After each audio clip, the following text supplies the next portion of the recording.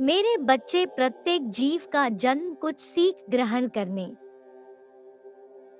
और अपनी चेतना का विस्तार करने के लिए होता है। जब जीवन रुका हुआ महसूस हो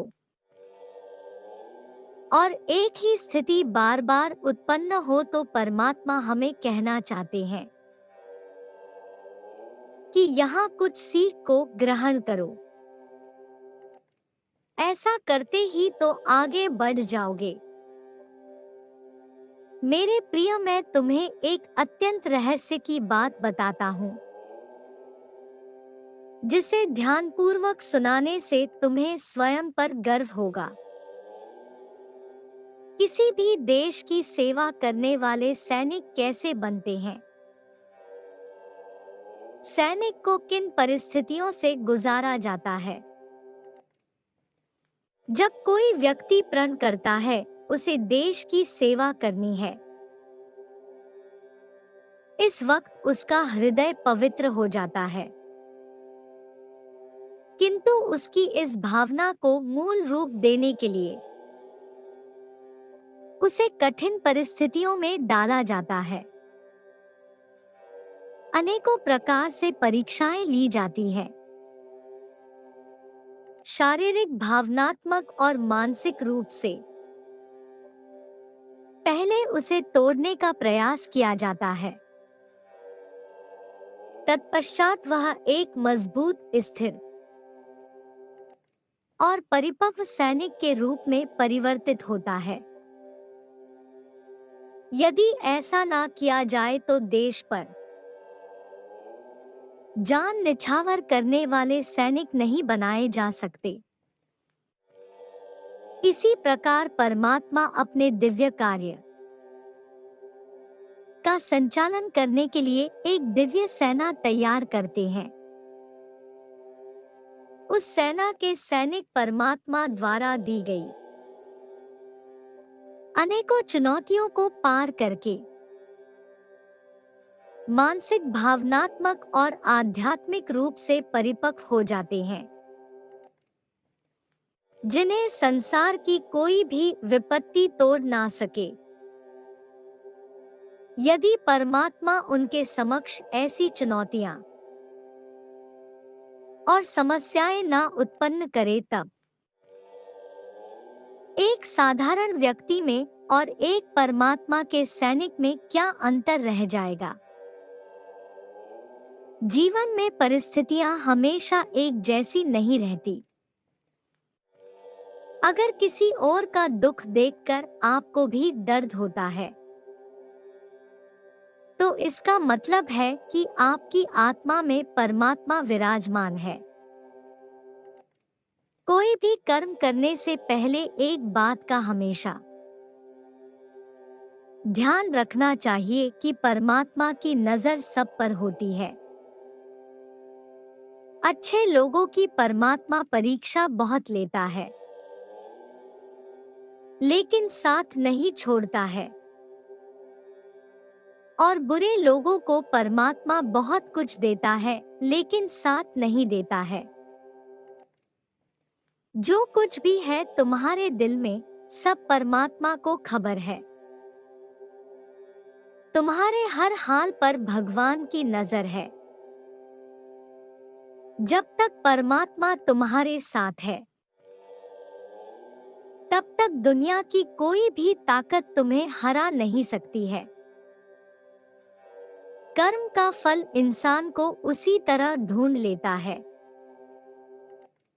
जिस तरह बछड़ा सैकड़ों गायों के बीच अपनी मां को ढूंढ लेता है। मन का झुकना बहुत जरूरी है।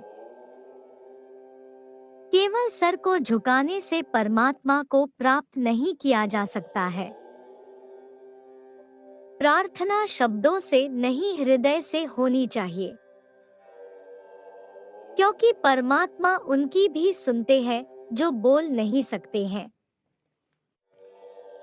किसी व्यक्ति की मदद कर आप परमात्मा से आप एक पुण्य कमाने के सहभागी बन जाते हैं। यकीन करो, जब परमात्मा देगा तो बेहतर नहीं बेहतरीन देगा। परमात्मा को अपना मित्र बना लो, फिर तुमको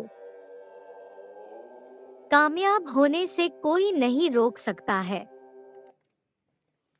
मौन प्रार्थनाएं जल्दी पहुंचती है परमात्मा तक, क्योंकि वो शब्दों के बोझ से मुक्त होती है।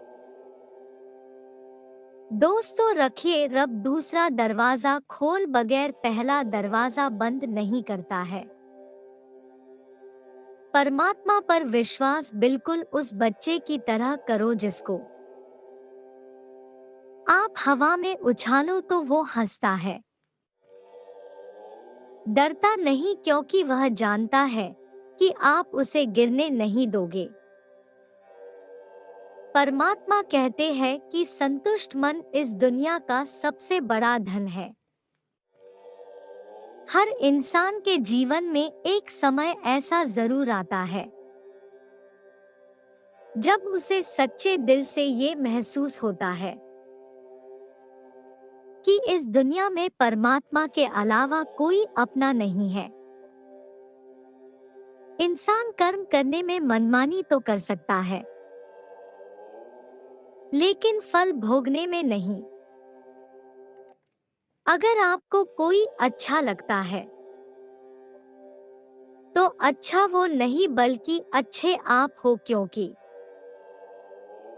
उसमें अच्छाई देखने वाली नजर आपके पास है। कल की फिक्र मत करो, जिस भगवान ने आज तक संभाला है वो आगे भी संभाल लेगा। अपनी तरफ से पूरी कोशिश करो और बाकी भगवान को करने दो। परमात्मा के सामने जो झुकता है वह सबको अच्छा लगता है, लेकिन जो सबके सामने झुकता है वह परमात्मा को अच्छा लगता है। परमात्मा आप पर तभी विश्वास कर सकते हैं जब आपको खुद पर विश्वास हो, क्योंकि परमात्मा बाहर नहीं हमारे अंदर ही है। जब ठोकर खाकर भी ना गिरो तो समझ लेना परमात्मा ने तुम्हारा हाथ पकड़ रखा है। परमात्मा का जवाब भले ही देर से मिलता है, लेकिन लाजवाब मिलता है। मेरे प्रिय, यदि परमात्मा रूपी गुरु तुम्हारा बार बार परीक्षण कर रहे हैं या बचपन से तुम्हें बार बार यातनाएं दे रहे हैं, तो वह तुम्हारा परीक्षण कर रहे हैं। घबराओ मत, अंत में तुम्हें वह प्राप्त होगा जो दूसरी आत्माएं सहस्त्र जन्म लेकर नहीं प्राप्त कर सकती। यह मत सोचो कि मेरा जीवन खत्म हो रहा है, मैं खुशी कब प्राप्त करूंगा। बस विश्वास करो, तुमने कई जन्म अपने लिए दिए हैं। अब यह जन्म उस गुरु की परीक्षा को समर्पित करो। मैं तुम्हें सुनिश्चित करता हूँ, तुम जो भी सोच रहे हो या जो कुछ सोच सकते हो वह सब कुछ तुम्हें जरूर मिल जाएगा, क्योंकि जब परमात्मा रूपी गुरु देने पर आते हैं तो वह इतना दे देते हैं कि हमारे हाथ उठ नहीं पाते। अरे वह जब चमत्कार करते हैं तो एक व्यक्ति को जमीन से आकाश का सितारा बना देते हैं। अंधकार में डूबे हुए को सूर्य सा चमका देते हैं। आप अकेले नहीं हैं, वह गुरु ही आपका मार्ग बना रहा है। और बहुत जल्द आप अपने जीवन में इतनी सारी खुशियों को एक साथ दिखेंगे कि भावुकता से रो पड़ेंगे। क्या आपको उस परमात्मा रूपी गुरु पर विश्वास नहीं है? जब आप अकेले आंसू बहा रहे थे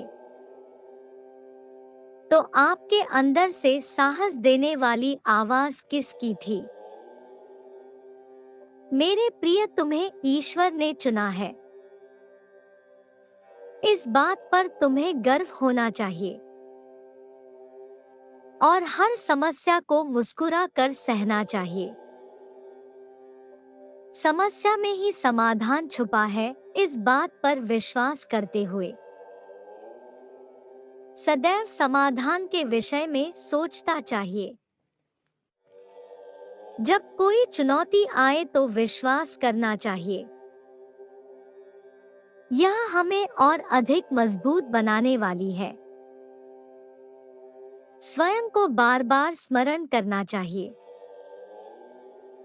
हम परमात्मा के दिव्य सैनिक हैं। हमारा प्रशिक्षण कराया जा रहा है।